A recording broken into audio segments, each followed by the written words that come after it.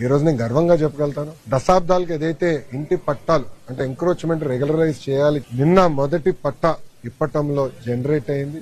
ఇప్పటికీ మొదటి విడతలో సుమారుగా 5,000 మందికి ఇల్లు పట్టాలు ఉగాది తర్వాత ఇవ్వాలనే లక్ష్యం పెట్టుకుని మేము పనిచేస్తున్నాం. రెండో విడత ఉంటుంది, మూడో విడత ఉంటుంది. ఆనాడు ప్రజలు చెప్పాను, ప్రత్యేకంగా కాలువలు కానివ్వండి, అటవీ భూముల్లో ఉన్న ఇల్లు కొంచెం సమయం పడుతుంది రెగ్యులరైజ్ చేసేదానికి ఆనాడు చెప్పాను.